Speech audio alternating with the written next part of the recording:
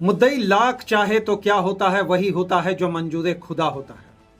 इस तरह का डायलॉग आपने अपने जीवन में बहुत बार सुना होगा। आज हम चरितार्थ इसको करके आपके सामने रख रहे हैं श्रीमान की क्या हुआ विधानसभा की राजनीति के अंतर्गत। श्रीमान बहुत तरह से गोलबंदी की गई, घेराबंदी की गई, लेकिन जयराम महतो आखिर जीत गए।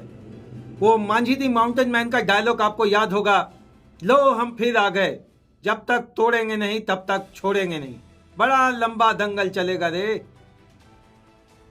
श्रीमान एक सीट ही निकला, लेकिन आखिर क्या कुछ इस सीट पर था और ऐसा क्या कुछ लोगों के बीच में विश्वास है, युवाओं के बीच में आखिर क्या इतना जोश है कि बस एक ही राम, एक ही नाम, एक ही काम सुबह शाम जप रहे हैं, जय राम जय राम जय राम। श्रीमान अब आज का जो मुद्दा है यह जानना हम चाहेंगे आपके माध्यम से, आप जरूर कमेंट बॉक्स में करिएगा। श्रीमान हेमंत सोरेन जी ने निमंत्रण दिया है, आमंत्रण दिया है देश के यशस्वी प्रधानमंत्री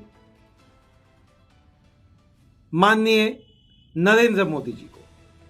वो भी उपस्थित होंगे शपथ ग्रहण कार्यक्रम में, बहुत सारे भाजपा के नेता होंगे और 81 विधानसभा से जीते हुए 81 विधायक श्रीमान, हाँ वो लोग भी उपस्थित होंगे।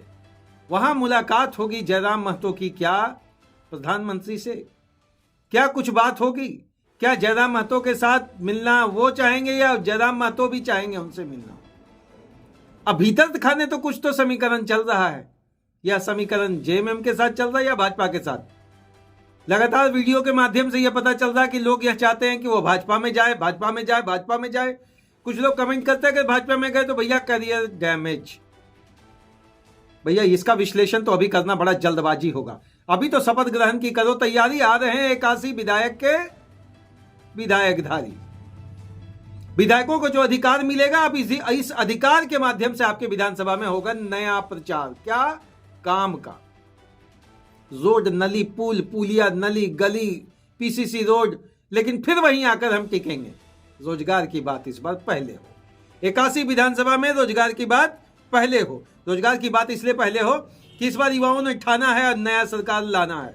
जिनको भी मिला मौका, चाहे कांग्रेस के विधायक बने, जेएमएम के विधायक बने, भाजपा के विधायक बने, या राष्ट्रीय जनता दल के विधायक बने, या जदयू के विधायक बने, या श्रीमान जेएलकेएम के एकल विधायक जयराम महतो बने, उनसे भी यही निवेदन होगा, आप सभी से भी यही निवेदन होगा। इस बार केवल करिए युवाओं के लिए। आप लोग रोड नली गली की तो बात बहुत कर लिए, बिजली का माफ बहुत हो गया, ऋण माफी बहुत हो गया।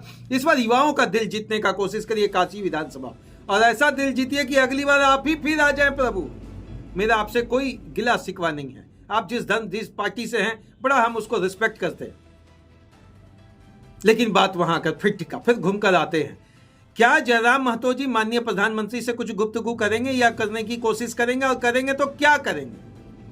एक चीज तो तय है, जिस तरह हेमंत जी ने आज कहा है कि हम आशीर्वाद लिए और आमंत्रण के माध्यम से माननीय प्रधानमंत्री, यशस्वी प्रधानमंत्री और भाजपा के सबसे वरिष्ठ पद पर बैठे हुए नरेंद्र मोदी जी के साथ जो बात हुई उसमें बस औपचारिक बात हुई। हम लोगों ने आमंत्रण दिया, साथ में कल्पना जी भी थी, कल्पना सोरेन जी भी अपना जो फॉर्मेलिटी होता है वो जरूर की होंगी। अभी क्या कुछ भीतर खाने बात हुआ, क्या कुछ भीतर खाने बात चला, क्या आप लोग भी कुछ बताएंगे क्या? अगर आप लोगों को कुछ पता है तो जरूर बताइएगा, कमेंट करके बताइएगा, ताकि नेक्स्ट वीडियो उसी पेज पर बन सके। शपथ ग्रहण में तो बहुत सारे लोग पहुंचेंगे, बहुत सारी चीजें होंगी, लेकिन सबकी निगाहें आकर अगर टिकेंगी, सारे 81 विधानसभा के अंतर्गत एक विधायक को छोड़कर 80 विधायकों का अगर निगाह टिकेगा तो एकमात्र जयराम महतो पर। कारण क्यों? युवा। कारण क्यों? भीड़ इकट्ठा। कारण क्यों? आवाज बुलंदी के साथ। कारण क्यों?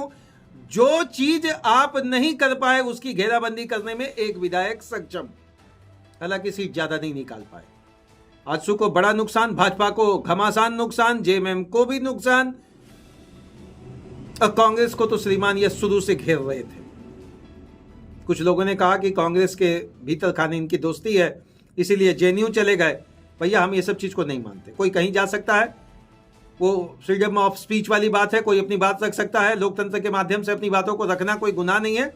लेकिन एक जगह तो हम जरूर आपसे भी जानना चाहेंगे कि क्या जयराम महतो जब माननीय प्रधानमंत्री के समक्ष आसपास होंगे तो जयराम महतो जी कुछ बात करना चाहेंगे क्या, और अगर मिलता है मौका तो क्या बात करेंगे? क्या बात 1932 की करेंगे, क्या आदिवासी के लिए सरना कोड की करेंगे? उस दिन तो शपथ ग्रहण का कार्यक्रम है। लेकिन एक बार तो मुझे लगता है कि जयराम महतो जी को जीतने के बाद दिल्ली का रुख करके एक बार माननीय प्रधानमंत्री से अपॉइंटमेंट लेने के बाद मिलकर कम से कम 2 बात, अगर अपने लोगों की बात करना चाहते हैं तो 1932 की बात तो जरूर रखेंगे। और दूसरी बात, सरना कोड को आदिवासी का एक बड़ा जमावड़ा उनके साथ खड़ा हो जाएगा अगर यह बात वो रख देते हैं। बहुत लंबा समय नहीं जाया करते हुए यही बात रहेगा कि इस बार विधायकों से श्रीमान रूबरू होंगे। इस बार विधायकों से आंख में आंख डालकर सवाल होगा, सोशल मीडिया के माध्यम से या ओपन माध्यम से। श्रीमान, अब जो घोषणाओं को लेकर आप लोग आए थे उस पर कहां आप खड़े उतरने जा रहे हैं? बहुत लोगों ने कहा उमेश जी बड़ा जल्दबाजी में है। जल्दबाजी में नहीं है श्रीमान, ये आवाज आपके लिए है, ये आवाज आपके युवाओं के लिए है, ये आवाज आपके उन क्षेत्र के युवाओं के लिए है जिन्होंने वोट दिया। वोट देने के पहले उनका जमीर, उनका मन, उनका आत्मा, उनका दिमाग, उनका दिल, उनका ये सारी चीजें अपने विश्वास में एकत्रित केंद्रित करके एकीकरण की राजनीति के अंतर्गत उन्होंने वोट दिया। किन्हें वोट दिया, क्यों वोट दिया, कैसे वोट दिया, यह बहुत बतलाने का माजरा नहीं है। जय हिंद श्रीमान। शपथ ग्रहण के बाद खुलेगा पिटारा और इस पिटारे में क्या कुछ होना है। मंत्री परिषद के लिए गोलबंदी चल रहा, सुने ना, मंत्री परिषद, कैबिनेट मंत्री बनना है। राज्य के अंतर्गत जो एक कैबिनेट बनेगा उसके अंतर्गत कैबिनेट मंत्री के लिए दिल्ली में हो रहा है कैंप, दिल्ली में हो रहा है कैंप, दिल्ली में हो रहा है कैंप। ठंडा में भी श्रीमान वहां पर लोग कैंप में लगे हुए हैं और अपनी पार्टी से जुड़े हुए जो भी विधायक बने हैं उनको लोग मंत्री पद पे देखना चाहते हैं।